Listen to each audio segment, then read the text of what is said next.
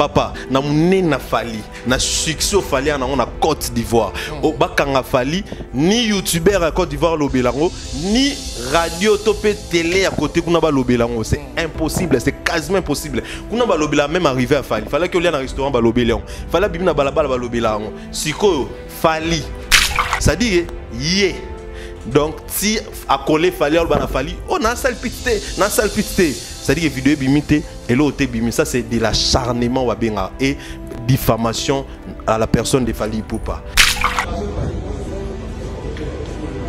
Ah bon, ça tu vas pas là ou pas?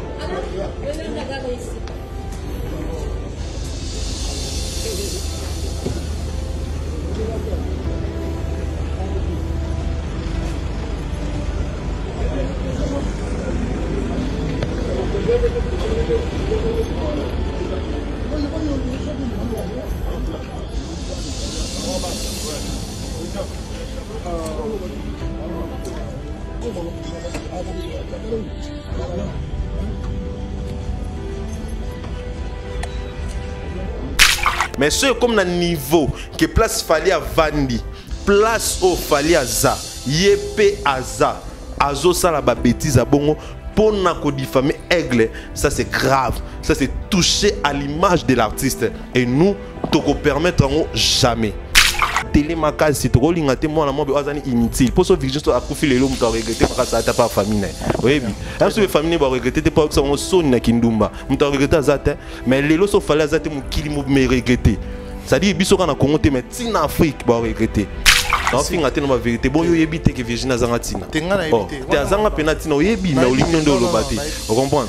Moi si moi bon sans valeur banda bota mana zo mobali assure ya yete bana to azana ba ndeto yo ki akosela batuze batu bazemi moi si moi batutu babimana moi si to babimana facilement mutayo sa kindumba na TV boso na bimana oyeba est-ce que oyeba te moi je ba intimité na biso ngana na rolo bango ata et puis à tomber na faux pour la no finga nika Fally gratuitement ko finga Fally nda linga ko sana so mais tant comme niveau toucher ko va tâcher image artiste en tout cas ba que to s'en charger sérieusement tous les warriors il faut qu'ils nous portent plainte contre acharnement na diffamation sur Fally Ipupa comme ça yé ala sabiso ba preuve pour wana alinga tâcher image artiste ko kolaksa mon kiliki Fally Ipupa respectable cité aye la biso ba preuve que Fally Ipupa asimbaki na que Fally Ipupa ke pa na finga ke salpite que hier kolak Fally Ipupa so aye na ba vidéo wana a gagné procès mais so ina ngote aye ba ki ba plainte et zela a yango tozoye biseboy nenga zozo ngakitchasa aye la biso ba preuve ce qui preuve ezate aye ba ka se représenter la justice facilement. Fally n'est pas son camarade, Fally a valeur sur autotir en Congo, Fally lelo valeur mon valeur pena valeur autant non le nambo na biso ya ka Fally akine ko rode na ekuna babe kine ko rode ba roda ki e pa wara sopendeni sopenda na ngo ba so ba so ya madu mta rode ateki e sope e peka madongo mo mta abengise sopendeni et tant ba rode e ki amonet ba yokana 1000 sope 500 sope 800 tellement yo ki passe makasi ya mon mbongo wana mo bibi muke bika ba warati ba to atote ba bana ba mo ba tote lekina arrête de pia yokelanga eloko oyo restaurant business class VIP Bruxelles restaurant business class VIP ouais ezali na ba cuisine spécialisée na ndenge ya mukiete lokola cuisine spécialisée congolaise pe africaine awa soki okoti biloko tu ya mboka okoliango joli kitoko o makayabu kwanga mbinzo ndakala okoliango joli kitoko awa bilubutu elamba maka awa bongo biloko ya kotumba lokola soso ntaba mbisi awe tumba maka joli kitoko na niveau ya kosakana te olie ozamo bimba na restaurant business class VIP na Bruxelles bazali pe na mobange na salle oyo ba organizaka ba activité ya ndenge na ndenge lokola ba soirée ba anniversaire mariage conférence pe ba activité mosusu ekoki kosalema awa oso tuna ngai soka zali wapi restaurant business class VIP na Bruxelles ezwami na adresse oyo 39 boulevard Jubilé Bruxelles 1080 métro Ribuku l'une 2 P6 30 51 arrêt jubilé. Awa na restaurant business class VIP na Bruxelles. Yango nde nzambe ya babilubu o etali ba congolais pe ba africain. C'est naturel. Gardez bandi na yo toujours. Placide et Bio, le patron de business class.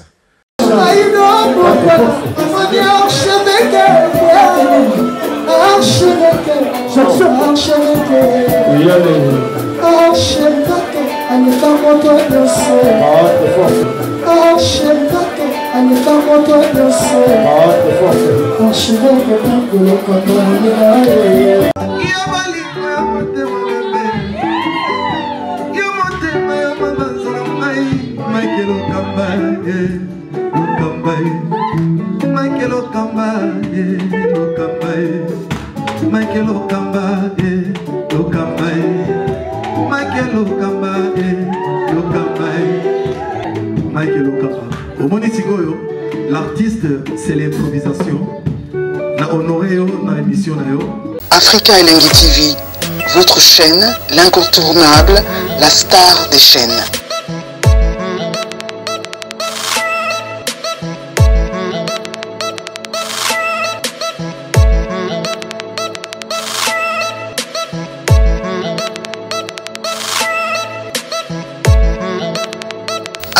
Africa Elengi TV, la magie de l'info.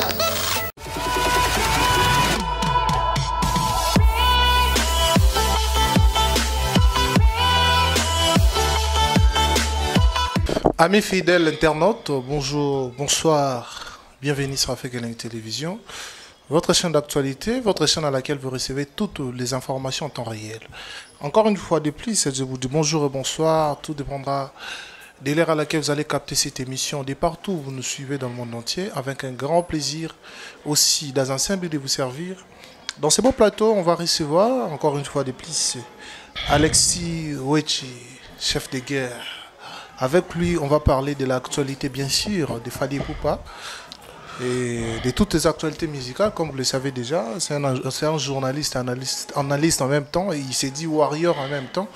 On va parler de l'actualité, mais avant tout d'abord, je dis un grand merci à toutes ces personnes branchées, connectées, scotchées en ce net moment. Je vous jure, aujourd'hui, il va bien parler, aujourd'hui, il va donner quelque chose de meilleur, compte tenu des actualités, comme vous le savez. Alex Wechi, notre invité, va vous faire au top. Dans les commentaires, donnez-nous vos suggestions et partagez les émissions. Et partagez cette émission, cela fera un grand plaisir. Vraiment, on a biso. Oh, Tozarawana, au travail fort au moulin pour nous recevoir. Sabino Nabandako. C'est Sali, Danichon de le Chinois congolais. Merci à toi, merci mon frère. Bonne année encore une fois. Marcelo, Juif Noir, grand frère propre et Arla, la mère de Jimo, Vienanga. Bano babo couple babo tabana mapasa kito qu'on appelle sinon mbote belé et puis on appelle si mbote na mamé Miline Zemba tous pepele ambetolo on appelle si mbote na Jean Ibikou qui les boise de Bruxelles Karine Mané sa British mère Batamignon patience Mukindi long jam femme en tatou on appelle si mbote belé César Pacioti yango loboko Nzambe Oscar Maritou les millionnaires en kilote yao yangwana. Alors rechanter sa fungo la biso toyamba chef de guerre Alexis Wechi. Ouais. Bonjour mon frère. Bonjour Shadrach. Bonne santé. Ça va et toi? Pépélé. Alors, Anasika, Mamba Sika Ibandaki, déjà.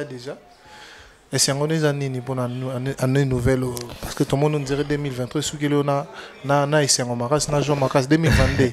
Des fois, c'est surtout que Nkolo Nana, il passe à Bambon, véritable millionnaire, patron des patrons, les millionnaires, il passe à Bambon, Nadjobo. C'est l'amour. Il n'y a pas 1, il n'y a pas 2, il n'y a pas 3, il n'y a pas 4, il n'y a pas 5, 6 à 6. Donc, des fois, donc, on a l'équipe en Afrique d'ici, on a numéro 1, quand il a confirmé, il passe à Bambon, on a dédié une mission, et puis on a recommandé na batu bakinde koyo ka c'est l'amour yo moyebi c'est l'amour mo ça la dana son zembo on a habité quoi et il passe à Bambon on a signalé batu on a 7000 €.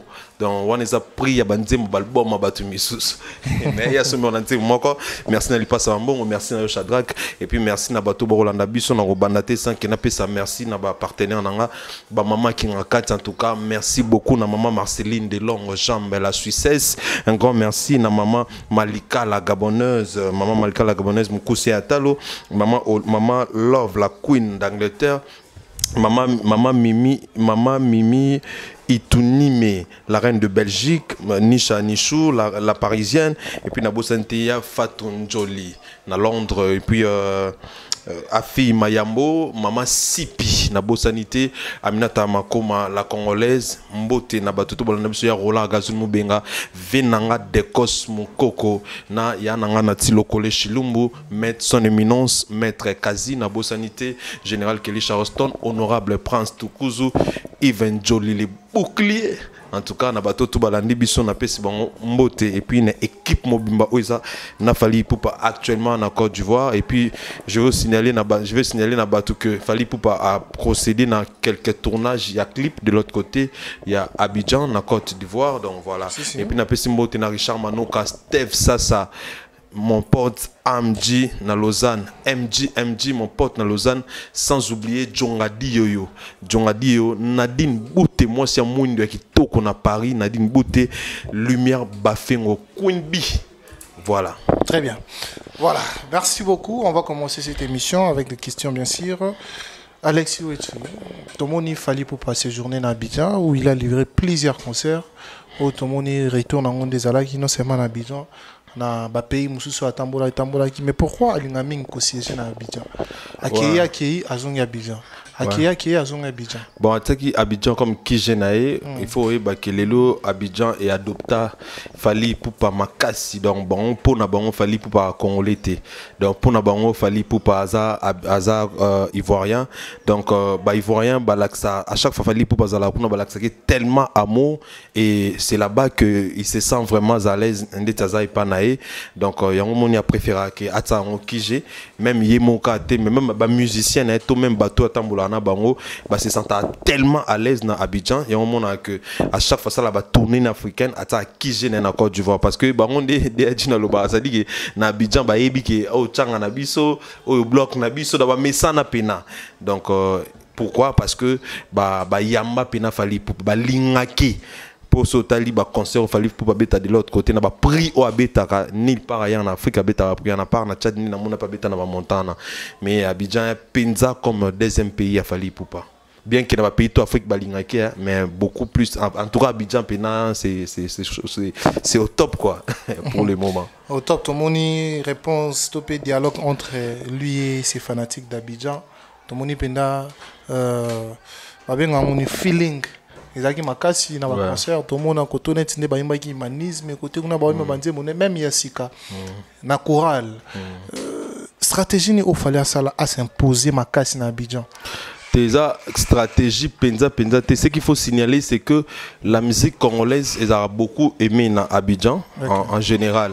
Mais c'est que le fait que la musique tout est bêta tous ces derniers temps, musique ozaki toko. S'il faut qu'on se dise la vérité, qu'on les a fallu exater et bah Abidjanais bah comprenant et puis en plus so remarqué comme en 2006 Tilelo au monde artiste où a puissance to na ba fan ebelé na Côte d'Ivoire ko leka Fally azate monde Fally ndazana ana ba fan ebelé na Abidjan na Côte d'Ivoire ko leka même ba artiste ivoirien de bazana. OK. Je te dis parce que beta déjà ba jour moko na ba orchestre à côté kuna o ils appellent un succès mais à ça là ba plein ko leka baon abeta na ba prix oyo o ba musicien kuna ba beta até na ba concert na baon donc ko ba na 2006 Tilelo Fally aza penza na ba fan ebelé na Abidjan. Alors, quand on a harmonie na public, toko yemba banzembo ya Fally ya kala net ba humanisme net banzembo sika et ça premièrement parce que Fally ça un vrai boulot. Mon vrai musala et musala ici là. On a eu ça batuke. Nato baloba ke Fally a ça la musique à succès ba kosaka ya penza lokuta parce que preuve on to mona et pas ba ivoirien Fally abeti humanisme au monde bat ba yemba nzembo ka nzembo bimende tilobi mais nzembo il y a 4 ans il y a 5 ans na Abidjan na douanimo a ça la vidéo na Fally au monde ando yemba nzembo ya droit chemin donc ça dit que ba consommer ka nzembo Fally ya kalati le pourquoi parce que Fally ça la bon boulot a ça la musala ndeti ba maman biliabelo zamna to vanda to ka ba Nairobi na vani na ekitsango mote ma passe ndenge za pour na fali seulement que na Congo siko to monde on te po ana na succès pour ba type to bimisa eza na succès mukolo tika ni musique ou akoli akvandi na e amotane makosi ça beta bale azoni ba million makosi jour ana ndi bo comprendre que fallait ça na vrai boulot bo comprendre que non jo ça la boulot pour battre oh ba ya na époque wana ba no linga ba droit chemin biso peut on linga to no ba droit chemin ba contrôle ba Arsenal titre lelo na ba formule 7 donc premier ça que fali poupa asala musala ki toros ya monde public net le consommer banze mona kala na banze mona sika mais obi que monde bat ba humanisme bon place o imbag SL faut mon amcliné ni ngana ki tant aimer bakalos faut mon niveau salia ki inondé ça dit que l'artiste il ne cesse jamais il y a aussi le plaisir na ba fan. Voilà la raison pour laquelle je dis toujours na ba Warriors na ba Melman na ba musique que nous sommes censés à soutenir Fali pour attikate. Je te dis que musique a Fali et ça la penza ba tout bien. Okay. C'est-à-dire que vous avez na ba souci, on a ba stress, on a ba problème auquel concert a Fali on s'est retrouvé. Il y a un moment tant va ça la ba débat que non biso ton a belle voix, est-ce qu'on a belle voix na bino na concert na bino enjaillement izalande na concert a Fali zala. Pour concert a Fali zala enjaillement la joie.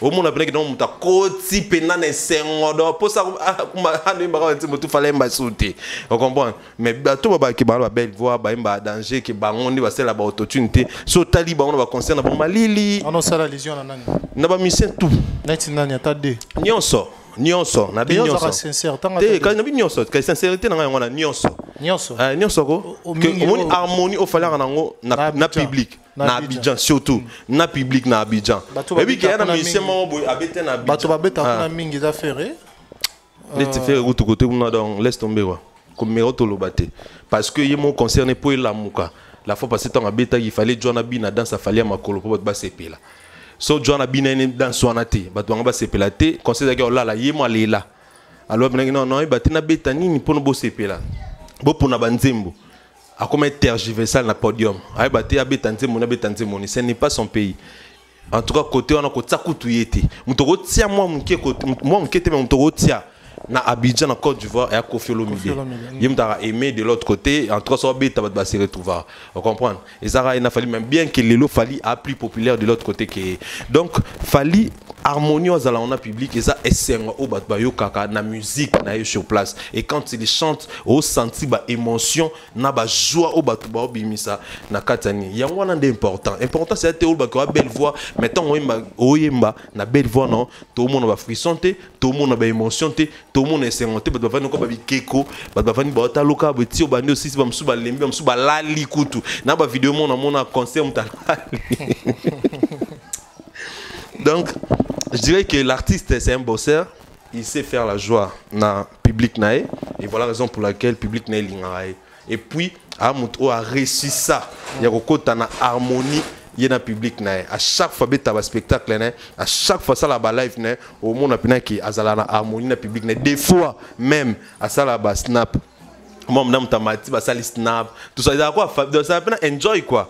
Dans ton concert il y a fallu il y a qu'on enjoy bref année on est dans stade de Martine les tant to betaki ton aigle betaki et c'est moi allié au moins maintenant et c'est un paysa tant petit jaloux au senti que et c'est moi ça on comprend donc voilà quoi mais jadis ma parole na aussi Kofi Olomide zaki moi compliqué et là on est sali que au bongisa moi maloba ya sukali na Kofi Olomide parce que ozaki na moi ma parole moi vous dire ça il faut être sincère pour moi on a eu goût au ban émission partir Lelo fallait pas confier sous papa fallait mais ma parole on dirait comme qu'on changer pour reconnaître que Kofi papa fallait n'a changé n'a changé Lelo t'as bien de vérité en fait on a la vérité ça so bien ça bien so ma beza ma bene ne tout ça botobi qui a pas fallu mutu balinga sous na Abidjan Kofi Olomide ce qu'on a changé na Tchajibe on a vu que Jibe on a balinga yete ata mo non changé ndine Lelo ni laxi que balinga on a changé ça pour bien ça qui qu'on atteint banzem nous ne beta atteint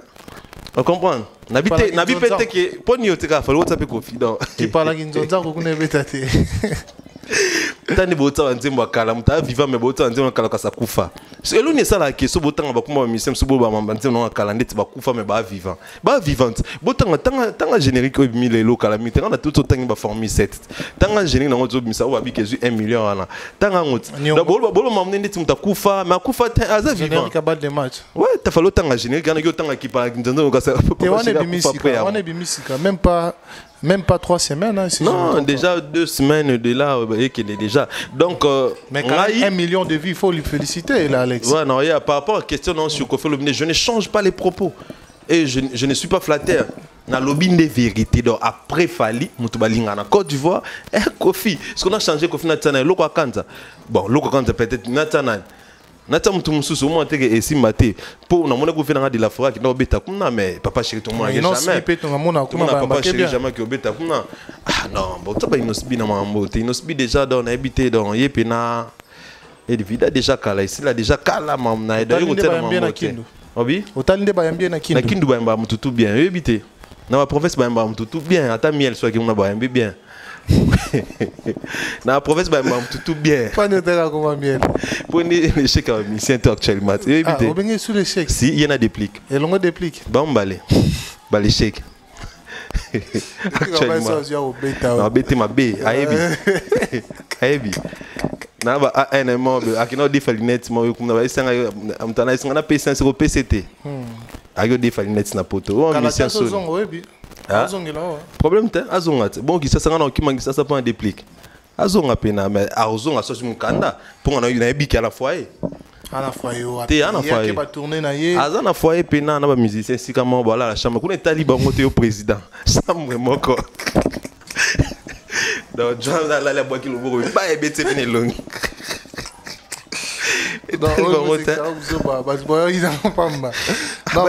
c'est l'ambiance. Mais vérité, c'est l'ambiance. Vérité, la vérité, la vérité. Et bon, depuis que nous avons fait ça, il faut que nous Canada une année. Comment on a récépissé ce nina wala. Az d'abord une année ayamba ngwa to bunda na. Parce que ça apprécié azonga to bunda. Parce que BTL. Mais ça te dit quoi quand les gens disent que Fally est toujours dans la monotonie dans sa musique?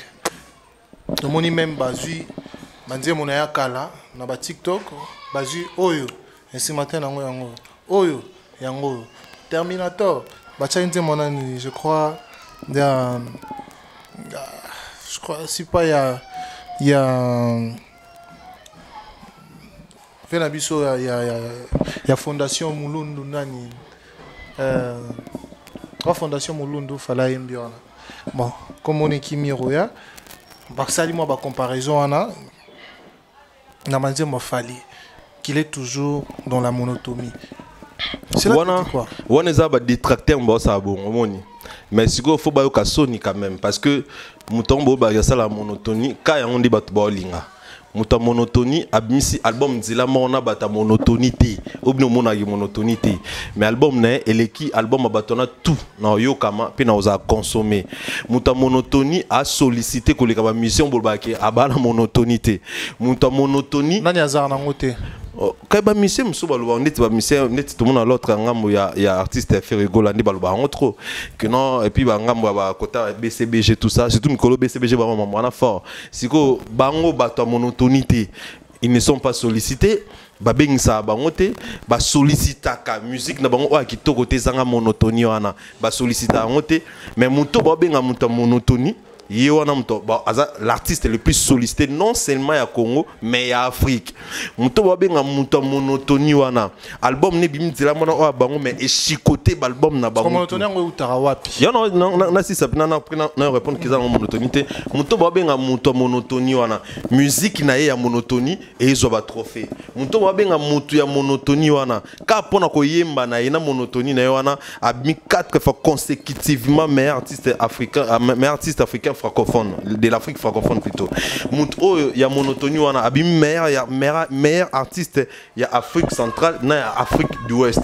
Monotonie on a ce que bat monotonie te bablo tout et pour na bango ça incroyable ça rêve eza ndoto mo ba lotaraté parce que ba yebi ke ba komate ozo comprendre il faut normalement il a fallu normalement bazana soni pour comment est-ce que on va beta musique ezanga monotonie mais ba ok nil pas donc je dirais que par rapport à question il fallait pour pas beta monotonie te le bon plusieurs fois que ça caché que ça identité que ça style donc justement Shadrack soit bando ça l'émission faut comprendre que on est à Shadrack mutu tout en identité né soit mutu zanga identité c'est quoi nos fouteurs donc c'est quoi iloroté nga suna loba so muta yoki ka o elobila Alexis mutu tout na domaine pe na secteur tout biso tout en identité so fallait na identité né mais ça biso ce différence ndezo loba pardon en katoma loba différence il y a identité na monotonie style donc style ya mutu c'est style ya fali na monotonie ba lobaka wana différence nango yozo uta style à mutu eza que ton aucune musique nae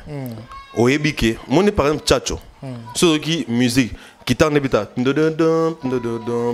ah oza Koffi Olomide omoni net Lucky Dube ce que c'est bato ba monotonie c'est que pena Lucky Dube na Bob Marley ba makasi na monotonie pour c'est que bon vina ba mabeta na monotonie et net som to beta net musique à reggae il y a Lucky Dube na Bob Marley qui est différent le reggae Bob Marley est différent il y a Lucky est différent donc so yo ki Lucky oza Lucky so te oza Lucky te oza Bob Marley wana ya wana style malgré wa beta musique mon mais style pe caché na bon est différent monotonie c'est de faire la même chose c'est-à-dire que la fois la fois passée mon même guitare même base ou même clavier des sons qui sont dans mono c'est-à-dire que même base wana même clavier wana na même guitare wana et beti de la même façon nanzembo oyo elikai déjà c'est Emame ya fondation Lisalis ici à long sabiso ba santé ici à long sabiso ba makambo bele mais ambalo balobi assurance complet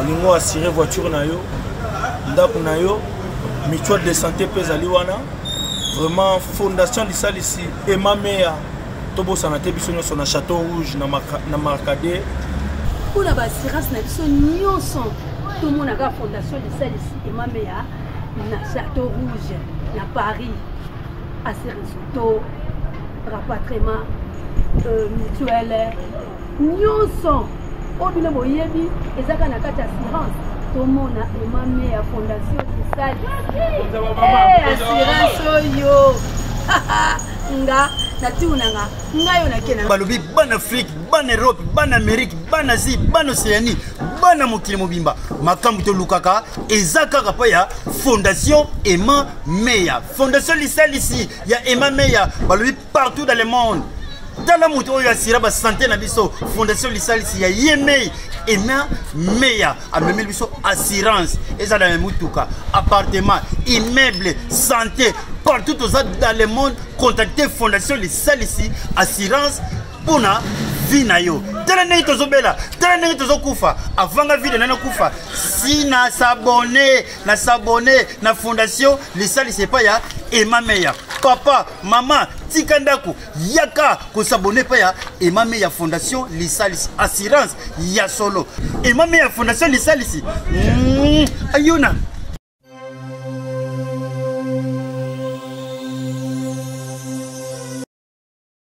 ça la monotonie mais tant on reconnaître que musique na yo par rapport à il y a style il y a guitare moko obetandi biso ya chacho to reconnaître style la guitare na détana to pe na style il y a basse to ming biso to utiliser trop clavier aigle utiliser trop musique na synthé to na synthé ah oh il a fallu wana s'inspirer trop voilà la musique folklore donc après on comprend ah wana c'est Fali Ipupa, tu vois, style yangwana.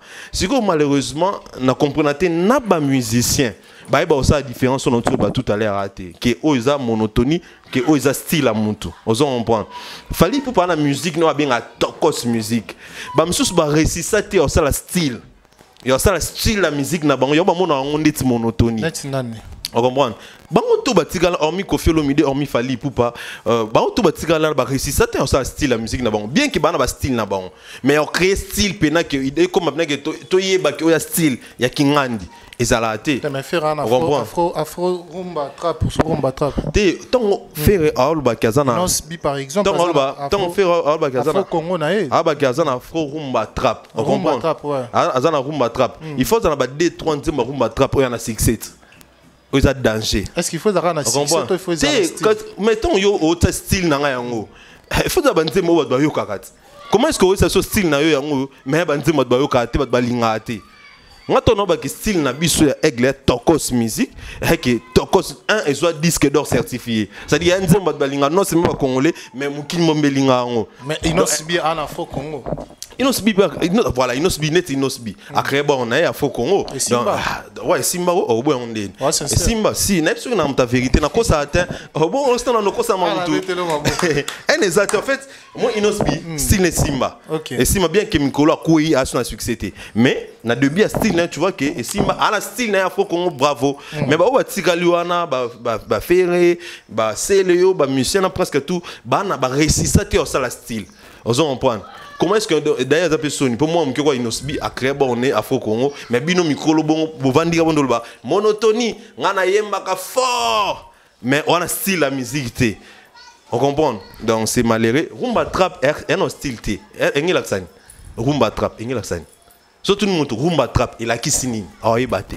Mais surtout le monde Tokos musique accent non musique à kitoko. Mais rumba trap ba interprétant plusieurs fois. Et la kisini mélange il y a rumba authentique ou ba benga rumba odemba na musique urbaine des salut rumba trap. Un instant. Dans sens au moins tu as un sens. Tokos c'est la kisini. Tokos c'est musique à kitoko. Tokos c'est à kitoko. Tokos musique à kitoko. Point. Mais bango peut point. T'es pointé. En fait pour mes amis. On ne fait pas les choses parce que l'autre a fait. Pour ça, il faut s'assurer que l'on a salo. Ils a bien. Si vous avez faire la musique normale en bêta, na faire lelo ça la rumba trap. Yebisanga au préféré faire ni. Carrément tout voilà na biso na notre préféré faire rumba liboso. Parce que rumba trap et ezo simba nete puis banzembo to ça ya rumba trap ngana to a incapacité ya koyemba on peut to yebia monter. Te ngana yebi oyemba ngo. Oyebi net carte rose yembaras il faut la yembaras te kabi oyebit au monde na respect ba la biso David Mangaya mama et lui c'est que ça ngazaka ki so biso to yemba nzima faire tanga ka kombo net moi la fois passée yemba nzima faire abi mama Denise mama yemba mama Denise mama présidente biso première dame royaume kunga c'est beaucoup pour na yo nga c'est pesanga te continue maman donc pour na ngai voilà style na to pesa style il y a différence à style il y a monotonie c'est de répéter la même chose mais l'identité c'est de savoir que il y a zalraboé yé o isaïe atana zana Burkina tout ça dans avion na okende so ils sont membres ah oisa fali yango na l'identité ndé na pesi par exemple ba Lucky Dube na ba Bob Marley ah reggae il y a de la guerre Lucky oyibaki o Lucky reggae à Bob Marley oyibaki oyo Bob Marley donc voilà très bien alors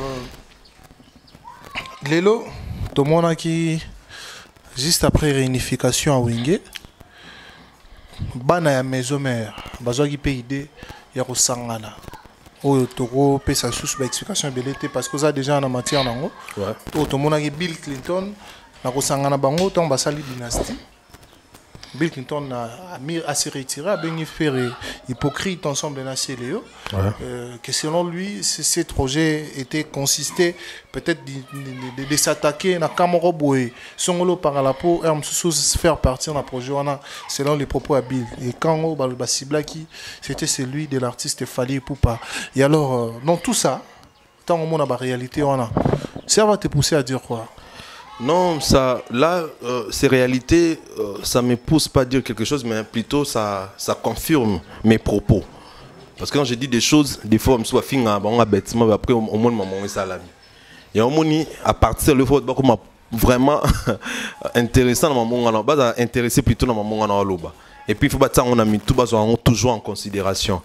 On comprend. Parce que quand je dis que les musiciens Congo basanganaka pour nous combattre, musiciens encore.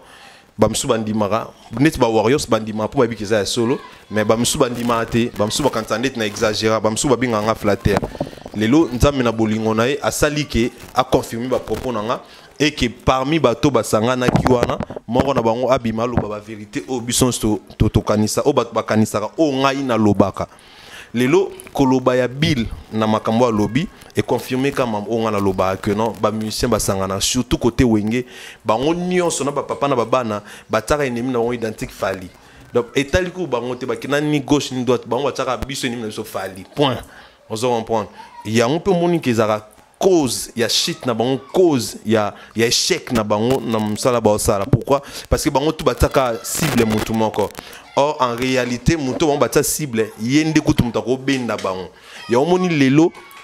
Il y a un moment où ça fait la honte. Il y a un moment par exemple, Gez Mawete a reçu la collaboration avec Nikolekawa, il fait rigola. Dadju on dit la collaboration na Gez Mawete.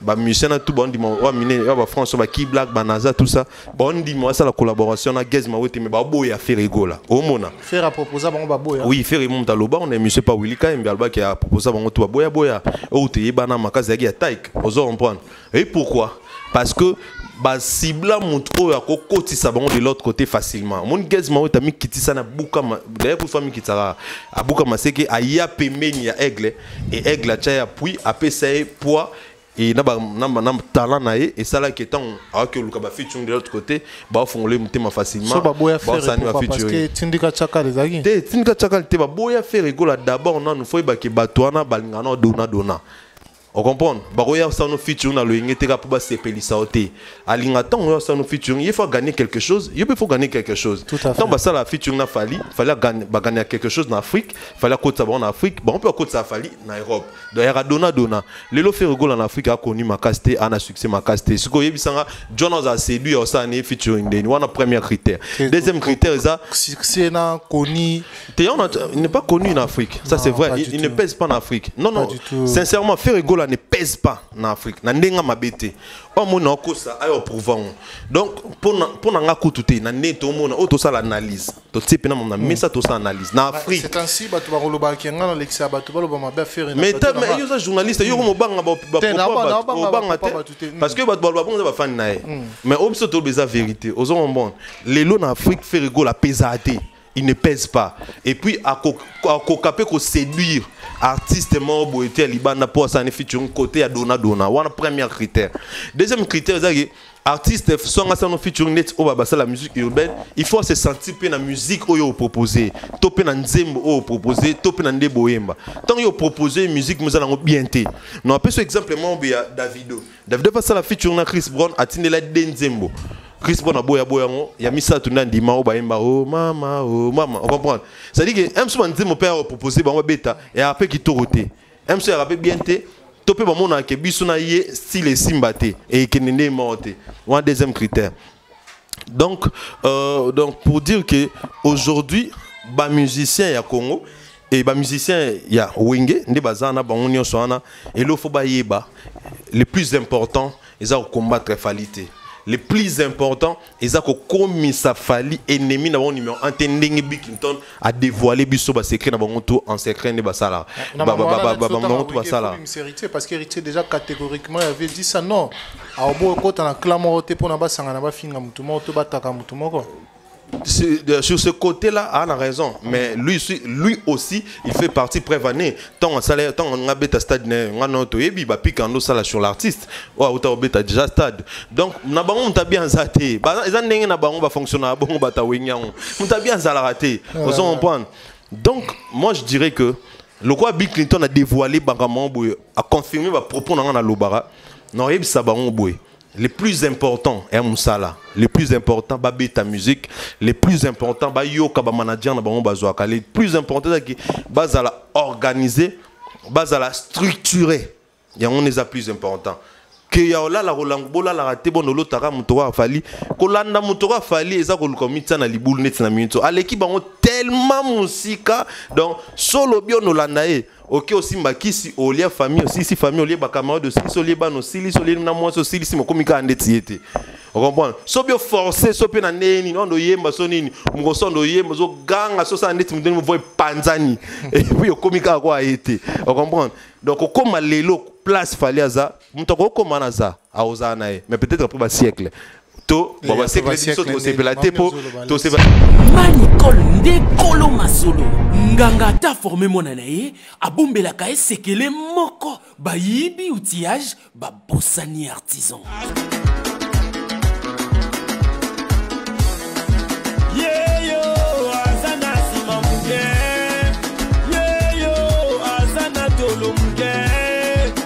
La Bessie est pommade, la Bessie est suppositoire à la patronne Nicole Awatosa. Les sippos c'est une chaque soir, avant que tu dors, tu mets ça. Les résidents, c'est dans 3 semaines. Voyez des solutions. Les sippos c'est pour les fesses. Uniquement c'est pour les fesses, mes bébés. Uniquement c'est pour les fesses, oh. La Bessie est à Coca-Cola, la Bessie est à Cofina, la Bessie.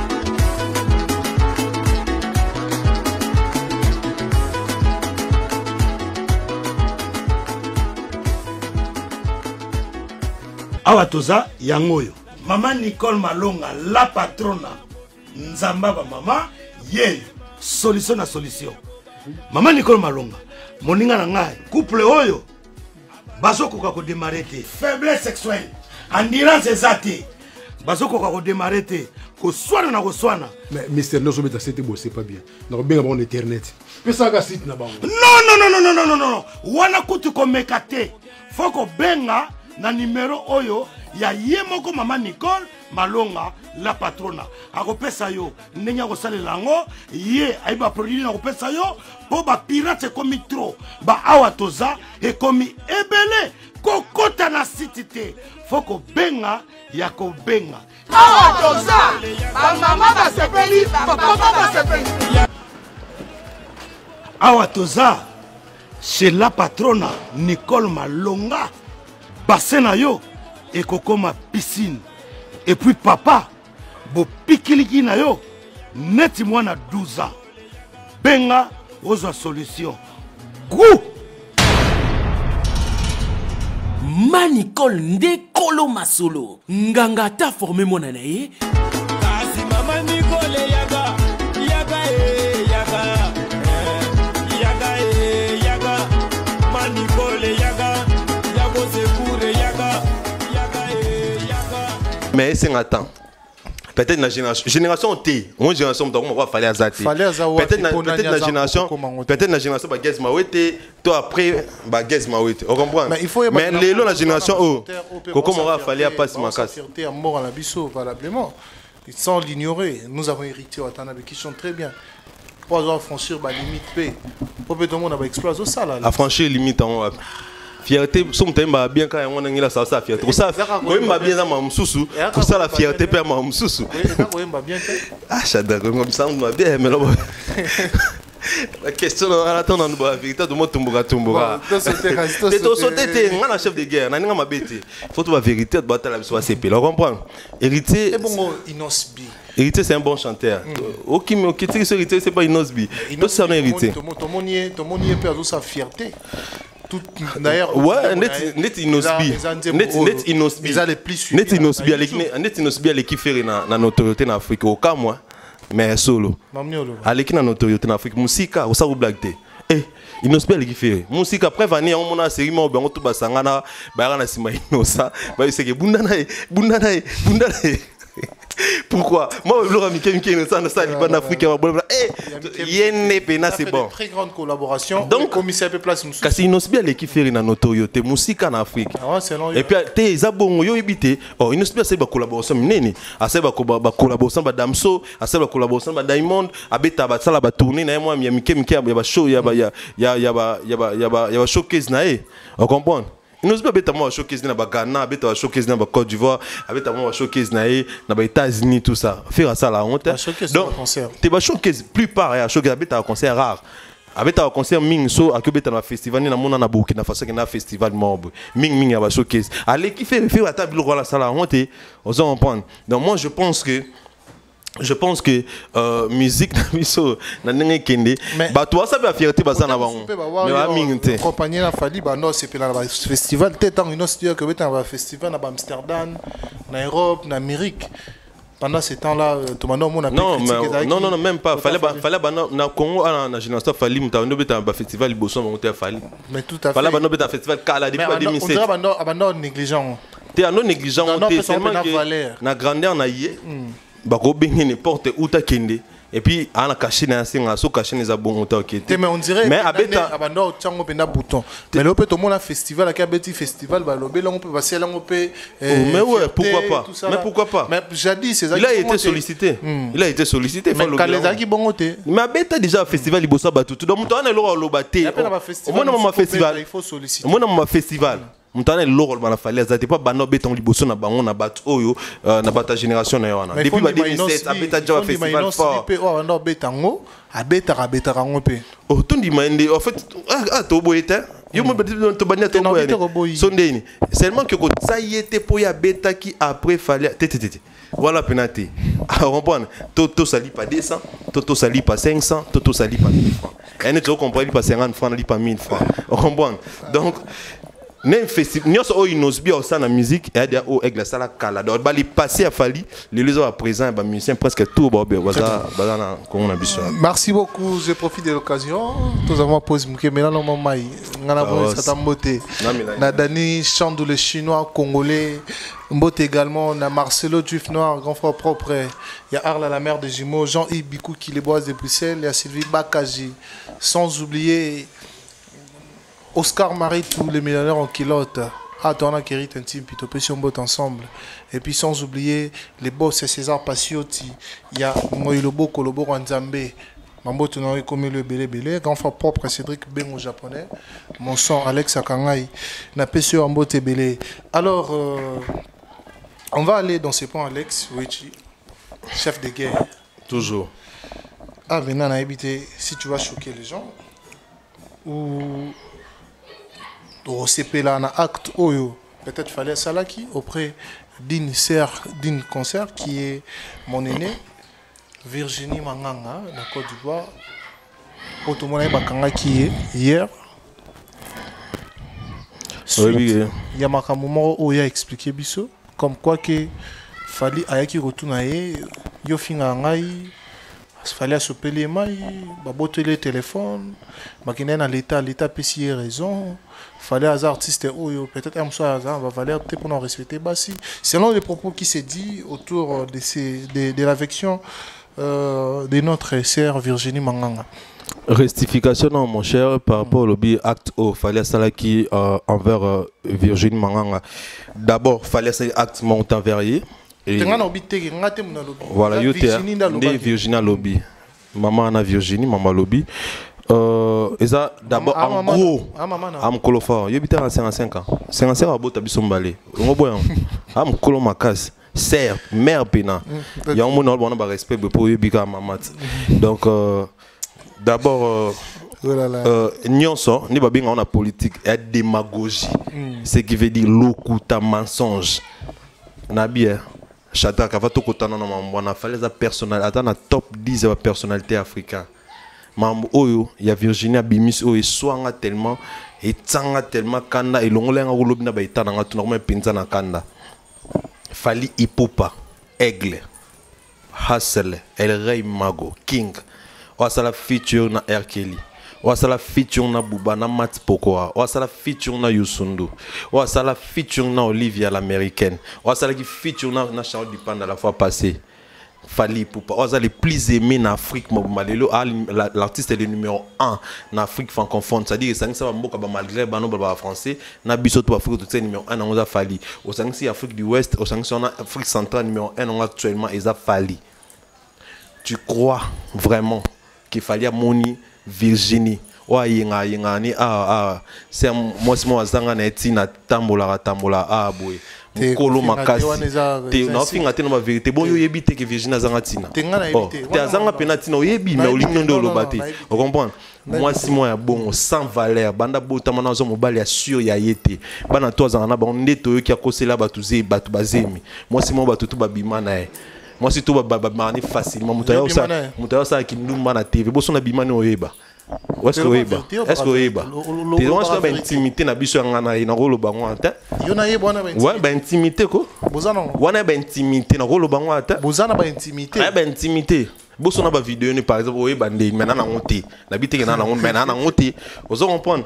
Ça dit que moi si à bongo on dit tout derrière qui ça dans une valeur té na ba chaîne ça là ba foot akete à ça là ofélé à côté internet na 48 ans à surtout qui mamba gloire lang ba ça là ba succès ba carré mon compte ba succès ba ça excité abi nga pena mbona ça succès et puis à tomber na faux pour la finga ni ka fali gratuitement ko finga fali nda linga ko ça ne son mais tant comme niveau toucher ko ga tacher image artiste en tout cas ba que to s'en charger na sérieusement vous en prendre mutu mo bon oza inutile à sans valeur surtout na domaine toza mutu mo o ba ministère ba korisaka e boy na plateau mais ça dit héritier watana ba ministère ki zengi na plateau na mo zoba penzako ça dit héritier watana ba ola accès musa na ye na plateau ay c'est non tété bolba boité et puis ya solo tina solo baté bolba boy ça fait bongo yé ay ba ki monter moi c'est bon tu crois vraiment que fali na kifali nyonso na tanya awate maibna inda vandi c'est yo et puis ya zumai azu pa télé mi a collé fali yé boy fali a collé fali yé Virginie bonne ma bêtise boyko attention ya filmer té ba filmer bazang fali za star na Côte d'Ivoire na a star na ninga mabe soit bimil banda boya scandale donc il tout partout fallait qu'il n'atta ko kitana mutu ko so ko dans restaurant ba filmer attention ya filmer té bato bazako tout ba nga ba filmer donc pour dire que c'est un mensonge monté de toutes pièces donc à Kosi mon histoire en saliana à Kosi makasi ya mon histoire ba warriors ba benginga et puis on a pris ordre pas warriors tous les warriors, il faut qu'ils nous portent plainte contre acharnement, na diffamation sur Fally Ipupa. Comme ça, à l'Aksabiso, ba preuve. Pour on a attaché image artiste, kolaksa mon kilike, Fally Ipupa respectable cité. Aïe la biso ba preuve que Fally Ipupa asimaki na que Fally Ipupa qui pas na finga que salpit, que hier kolaki Fally Ipupa. So aïe na ba vidéo wana a gagné procès. Mais so ina honte aïe ba ki ba plainte et zela a. Alors ba ki ba filmer te ok ton dimi, malubi que téléphone étant ebungaki. Ba caméra ya hotel mtelaksa ki mutu kinga ntazion ngote c'est ki ba caméra na ezape na vidéo oyo fallait kolaki ya kolai fali ezape na vidéo laksa ki fallait lomé place azaki aye verrier vous comprenez pour ba vidéo o biso to mona jusque là eza yé a bima na kata restaurant a kota na mutuka la police a kene na la police a kota na bureau ya la police o biso to mona jusque là tout le monde na vidéo monté que non fallait télémi fallait bouger fallait faire quoi que ce soit prenons laksa ki eza locuteur on a ici Virginie Boy. Ah ça la pene fort place à ça à luka ba vidéo aïe ça hôtel wana o bazaki capable et on peut se ba vidéo o ya téléphone né pour ba hôtel non tellement ba vidéo ba caméra ça ba PC ba vidéo o ya laksa a wa makam o lobby ça solo sinon ça li bon monter ba plainte désolé pourquoi parce que ça c'est détaché à l'artiste quand tu dis que l'artiste n'a pas les respect envers les femmes on nous fait haïr l'artiste na ba signe na ba surtout ba ina ba mona ki aramte mabe alors biso to linga ki ba warriors to tikate il faut to justifier cause alors on a justifier cause tous les warriors au yazo kanga na minute avant na gisenso avant na gombe avant na banda na gitambo alors que tika plainte na parquet o ya lingi comme ça il y a qui nous répondre biso ayebisa biso ce qui est pourquoi à l'accès soit preuve so preuve exacte ayebisa pourquoi saliango et puis banani batindi selon histoire ndenge tozoka akine ko rode na ekuna babe kine ko rode ba roda ki pa wara so pendeni so penda na ngo ba so ba so ya madu mta rode ateki so pe e pe ka madongo mo mta abengise so pendeni amadongo no beza madu ba lo bateni no ba nga madu kaka donc il paraît-il eza madu wana mutu amima ki kuna ndo rode et tant ba rode et ki amonet ba yokana 1000 so pe 500 so pe 800 tellement yo qui passe makasi ya mon mbongo wana mo bibi muke yo bika ba warat ba to atoté ba bana ba mo ba toté lekina elekala ba yo eleka ko musika ba wana fo c'est puis ba wara ba système mo ba taka ba nzambala oui nzambala ebit pour caleçon et kokate caleçon pena ba ko supporter système T ba wala taka ba nzambala ya ke kuna moni bi mona meso ake kuna moni travail l'équipe makasi na 1000 o bayokana ya moni omuke à se permettre ko yiba wara na tango ya yibi wara o roda ki o longola ki chasa mema ki kuna wara na tomboki ndeni yo ke o yiba nde elo memie na la police ya ngwana yo bomo na lokuten tango lo bakino ngai na Fally to kenda ki la police mena video to mona ka yo mondo ko tanaka la police yo mondo ki na na la police papa na munena fali na succès fali na Côte d'Ivoire o bakanga fali ni youtubeur à Côte d'Ivoire lobelango ni radio topé télé à côté kuna ba lobelango c'est impossible, c'est quasiment impossible kuna ba lobela même arrivé à fali fallait que y a un restaurant ba lobelango fallait bibina balabala ba lobelango siko fali moi ça collé ya Kofi Olomide na Kenya oui ba vidéo ebimaka tant abeta fi dans ces zones mbala mo umelate ça dit yé. Donc si à coller fallait on a salle pitité ça dit que vidéo bimité et l'autre bimi ça c'est de l'acharnement wabenga et diffamation à la personne de Fally Ipupa yango tozoye biseboy ninga zozo ngakitcha ça aye la biso ba preuve ce qui preuve ezate aye ba ka se représenter la justice facilement. Fally n'est pas son camarade, fallait avoir valeur sur autotirant en Congo, fallait lelo valeur mon valeur pena valeur Valère. Autant on a besoin de Fally. Flash Info Magazine édition spéciale à sa une. Fifi Masuka Saini, le catalyseur de la vision du président Félix Tshisekedi au Lualaba, la meilleure élève de l'école du peuple d'abord. Jean-Maïka Samba, le JMK de la presse. Le président de l'UNPC Kinshasa exhorte le professionnel de médias à soutenir le FRDC, mais aussi les institutions de la RDC. Édito de Jean-Marie Bassa, Fifi Masuka, une femme qui a su affronter les obstacles pour produire le résultat à l'honneur de la femme congolaise. Pour l'éditeur, la gouverneure à l'intérim du Lualaba incarne l'image d'une femme au courage des hommes qui a relevé le défi au Lualaba. À lire également dans le corps de votre magazine, remaniement du gouvernement provincial, 10 ministres et 8 commissaires généraux pour gérer le Lualaba. Autre titre développé, Fifi Masuka Saini à la rescousse d'une femme non-voyante. Dossier Lualaba, modernisation des infrastructures routières au Lualaba, la route Kazembe prolongée et l'avenue de Pin complètement asphaltée. Infrastructure religieuse au Lualaba, également exploitée dans votre magazine, les domaines mariales a désormais sa plus belle robe grâce à la bonne volonté de Marie-Thérèse Masuka Fifi Saini. 24 pages qui vous placent au cœur de l'information, 24 pages qui fait de vous le premier à être informé. Pour toute information, visitez le www.flashinformationplus.com.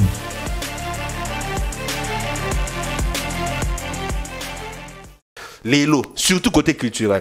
Donc moi si il y a 55 ans salité ça a été pas ma beauté pour utiliser. On doit bien de 55 au bien sous moi. Si na makanisa za moi moi ça te yobité ba musu ba mikolo na âge mais na ba comportement na makanisa ba mike. Et puis à mutu mo bena minute il fallait préparer retraite na e. À mutu mo rondinga za na ba âge comme na ngona fallait lukata azo ata buchu mo tena parler. As akota ta mbali mo akota ta ki mario mo bala na e. Pour le loi ça diffamation. Etali kutungate etali ngata mukete donc yendenga zana fala luka na jomo abongo ata jomo be akotisa ta ki mario pozo ata valeur ou moi ça ndene okufa boisa mobali ka boye na bana bota matsa kombon atrozo mbala sûreté na agine nzela minu munene watinel yé a que se permettre ya manquer fali respect facilement rabwe ya ko kosa makambo ya fingaka a bengo penda fingia mais problème tenga pe nozong selait kutu ngana ozong songa na téléphone teno yesus ngana ozong songa on comprend ça dit que ça soit la dernière fois na a ça bêtise mais aye baké et loko ya créé c'est bien et ça lié bien mon te vendre to lobelet ba tu ba ça ba live ba lobela ya linga bongo mukile lobela c'est bien mais ngai ka te mais ba wario nga kutu tenga na longwe nanga ponga la porte plainte ya mambo ba wario ba plainte na ba tete ba lié aye la biso ba preuve parce que trop c'est trop. Trop, c'est trop. Rappelez-vous, DJ Arafat, avant Koufa, ils allaient à Kaboué. Bah, mon créé des problèmes, bah, bêtises. Bah, mon kene, kofunda, bah, que, bah, qu'est-ce que société, bah, ni pour s'en rabattre, bah, concert, n'a pas sponsorité, bah, nous, le canin, bah, nous, pour nous nouiller. Mais pas, bah, détracteur, et ça, c'est grave. Comme on a que moi si a commis un niveau ya ko luka ko tacher image à Fally wana pendeza grave donc a ko finga Fally a ko lo ma be sur Fally a ko ça homme te mané ligne na réseaux sociaux nanda kunenda sala ka bongo to na ba chaîne ya télé to ya YouTube to peur to boyati mais ce comme na niveau que place Fally a vandi place au Fally aza yep aza azo sala ba bêtise a bongo pour nous diffamer aigle, ça c'est grave, ça c'est toucher à l'image de l'artiste et nous, te permettrons jamais.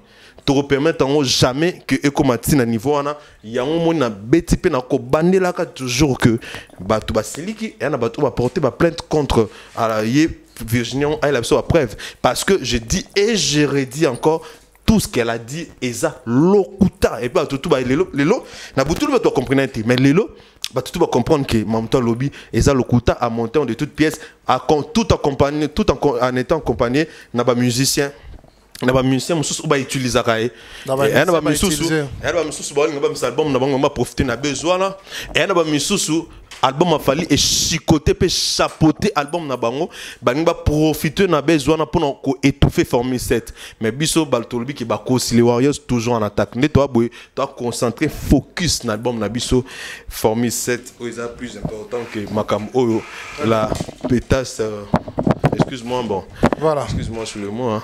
Merci beaucoup merci Alex la pepe yemo ba bingi la pizza oh tia ba bingi la pizza omuntu à l'équipe akosalikam oyo akosalikam et que ati benjir na e ati benjir ba fingi ya kosawana ati benjir wana ce qui boy ba ki ce qui ya za on comprend voilà merci beaucoup merci Alex deuxième mouillé mais la maman tout succès c'est nerve j'adore comment on fali lelo amto sarana ether fali auto monika boy batebeli bamboka ebeli ba envier bamboka ebeli bana bana ete après vani na Angola kuna bandimate ga Congolais na biso ba commissaire Angolais na kuna makasi ba commissaire na américain na makasi c'est dire bamboka tout et envier qui baza pe na fali na ba mo parce que biso to na et puis en plus il est le seul artiste oyo atombola bendele mboka na biso partout amamboka amimalinga latina ba Tchad amimalinga latina ba Sénégal amimango na ba Ghana fali wana omona aza valeur sûre on comprend oh ça la mboka na biso bien le so tout temps ba valeur pas ba coltan na ba diamant ba biloko ba richesse autant ngo lelo o penat robeti la tolo o to mona po ba coltan na to mona na biso na monte ba diamant to mona na monte ba cuivre ba tono mais fali to mona ki on comprend na photo bateli makasi to linga te mona mo be azani inutile po so virgin to akufi lelo mto regretter makasa ata pas famille oui bi parce que famille ba regretter pas que ça on sonne na kindumba mto regretter azate mais lelo so fallait azate mo kili mo me regretter. C'est-à-dire biso kana Congo te mais en Afrique ba regretter donc am tout monde boy il faut penser au sein de ma blague donc ba faut ba yé ko la ko défendre fali pas ba tout en plus c'est très important. Merci, nous sommes arrivés à la fin de cette émission Alex Batou Balandu Belé les Warriors le so vision film to là té voilà kanda on là té so vision ko fi o lila o regretter valeur ni non virgin za ngo regretter keke. Exact. Pour Moussa sala on m'a bé tolinga ngotin pour ni bolba c'est une femme donc ba makini mo mbali ba finga e makasi wana mobali ndeko ba to possé donc falinda zala ndi ba tacher réputation na yende possé yende koba yende mbinzote donc to kipete Virginie Nesco ko moi si to bando banga te moi si mais ba maman ne ba siliki yo combien de maman ba benga pour baler là fallait salini non avant na kimia tata un mois fallait avant na kimia te ba luki la keka makam dynastie ne panzani fallait na comprendre comment fallait côté kuna ndeni bil mutabi makam bolongo li bil bo effacer te bil te fallait ndem ta sai makambo tout au moins te kiza normal te ce que bolingi nini akufa sko akufa ka biso to perdre ka bo po na bino bolinga kete non to permettre monter très bien merci Alex merci Batou Balandu Belé. Il faut la libérer vraiment. Bateau est là. Ouais. Alors, quel sera le mot de la fin pour cette émission? Des Bateau Balandu Lilo. Monique Yodaki vraiment envie à Roloba et certainement tu vas parler. Bateau va retenir un passage dans Lilo dans Afrique. Non, Bateau va retenir qu'il faut défendre Fali. C'est très important. À toi, Fan Yamoutoumsous. Si d'abord on a Fali pour Namit au Fali au Sala. Ça, il faut qu'on se le dise la vérité. Il est le seul artiste à faire la tournée la drapeau à Congo partout dans le monde. Il est le seul actuellement. Il est le seul. Non, pas actuellement. Non, on a la tournée. Non, on a la tournée à Paris. On a vu tourner. Tourner. Tout le temps. On a la tournée américaine. Bakangi, moi, tu es bakangi na suka non. Na suka non bakangi. Et ça la bon temps. Tourner avec une bonne forme. Et puis avec ce son qui va congolais musicien mais aïe awa à ça même dans ordre été. Wana au lieu tous à l'okumu. OK, na place que tous à l'okumu to soni. Mais ba vrai tourner ça que mutake bien. Azongi bien. Télé papa falite. Ah papa falinde. Papa fallait kufa kala pas faut c'est un père son âme. Yaza ex patron fali esca fali à l'éca point. Très bien. Bon changeons. Merci pas de problème. Vraiment, mot de la fin, non, comme ça, tu chuté. Mot de la fin, on a artiste congolais, nyonso, on a musicien tout. Bon, on a choisi, il faut protéger, il faut défendre, contre l'attaque, tout. Il y a des musiciens congolais tout. Il y a des disques d'or certifiés. So, il y a des gens qui ont la musique, peut-être beaucoup de femmes sous génération. Alors, protéger Fali, défendre Fali, c'est très important à valeur sur au monde. Tout le monde a coltant, tout le monde a iranium, tout le monde a colbat, tout le monde Fali, tout le monde. Donc moi je pense que surtout il faut soutenir artiste et puis tu retires la bêtise et là tu as été et mon tout a été ma place à Zali Hype sa Virginie a tiré la bêtise non ça là qui a tiré ba parlotte na loba on a tous ces derniers temps on se faire ba buzz a des mon kolo makasa nga kufana on comprend te et le ni ça qui a ça bloc quoi liwe de comme pembe mais azo ça bloc on a point et ya koli pour msusu a koli penako ba msusu kwa on va 60 ans il score atteindre 60 ans na community. On comprend. Donc voilà, protégeons Fali. Voilà. Merci beaucoup. Pas dédicace aux Ali. Naïmi qui passe à Bambon déjà. Millionnaire. C'est l'amour. Il passe à Bambon. Il passe à Bambon. C'est-à-dire qu'il y a au moins 4 valises. Il y a voulu vite quand il y a bilamba 2 ans $, 2 ans bilamba. Abenga Shadak valide tambo batutu ba idor beaucoup là bomaki lokamba toza osepe nda lobaki. Donc toi tokos to bijo roya te maldia zoya kalamingte. Donc il passe à Bambon on a Alain Poupa, l'ami du King, Alain Poupa, l'ami du King. Na pesion mbote, na pesim mbote pas général Kelly Charleston, na pesim mbote pas honorable Prince Tokozia fiston coloqué Elsa Patero. Na ko yebisa. Ah fiston coloqué na pesim mbote bel. Batutu ba kinde ko s'enrôler na zone ki Kinshasa pour tout ngato bimisa député à solo. Voilà ma belé na. Voilà ma belé na faut sensibiliser batu ba s'enrôler massivement. Ouais pour na fiston coloqué photo solo là parce que si na aurait des ambela et pas tembele qui ma belé a commis na kin. Kuna pia ma belé na. Voilà. Si. Yo to bisko to sembana batu ba ya pena pour face ba voir na ninga désordre. Bobo coloqué. Boni Liston célèbre japonais. Donc maintenant tout ba ya pena on comprend pas s'enrôler ba et ça la tokos venanga Evanjoli les boucliers Evanjoli. Merci beaucoup Soulé Kauka par Zuzu ya Pemba za Miami déjà zongi. Ya nga Patine Tsaraza Tsarako, ya Mama Gigin Tsaraza Mbote Eska Bozali. Donc merci beaucoup dans Shadak et merci l'équipe Africa Elengi. Merci beaucoup, je dis un grand merci à tous nos abonnés, également à tous ceux qui nous ont suivis du début à la fin surtout. Merci à vous. Partagez l'émission, partagez au grand complet cette émission parce que vous avez belé Orlando Bisso. Je salue mon ami Kerry Tanti, puis merci pour l'assistance également à Lily Lakinda, 3 fois Lakinda. Skinny Atalo, n'a pas su en beauté belé. Et puis, Bandeko tout haut, soutien ensemble avec les millions de la presse. Dani Chande, le chinois congolais. Et puis, Marcelo Dufno, grand frère propre à la mer des Jumeaux. Maman Emilie Nzemba, il y a tous Pépélé en Bétolo. Jean Ibikouki, les Boas de Bruxelles. N'a pas su en beauté belé. Puis, tout qui nous soutenir. Peter Mondao, Kobana, tout y a Lemba, Balobi, place à la jeunesse. Tous s'enrôler. Lemba Mobimato qui nous s'enrôler pour nous soutenir Peter Mondaoko. Lemba, tout Lemba, tout s'enrôler, tous en assima ya Peter Mondaoko parce que jeunesse né il faut zo makambo. Ba viana ba sara na biso trop. En tout cas, tout soutenir Peter Mondaoko. Jeunesse zo bena makambo. Yangwana. Nous sommes arrivés à la fin, nous rabaissons les rideaux. Nous vous disons bye bye.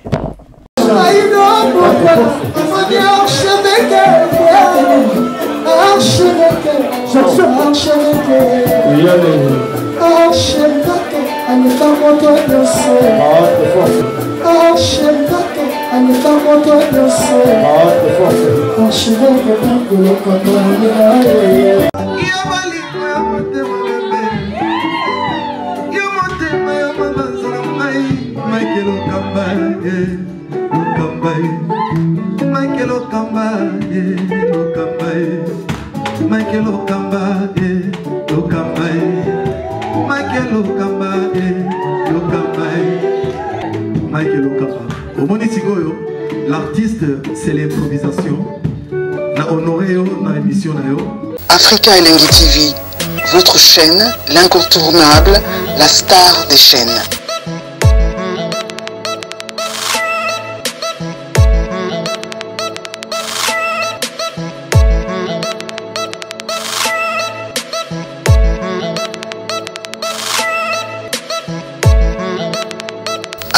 Africa Elengi TV, la magie de l'info.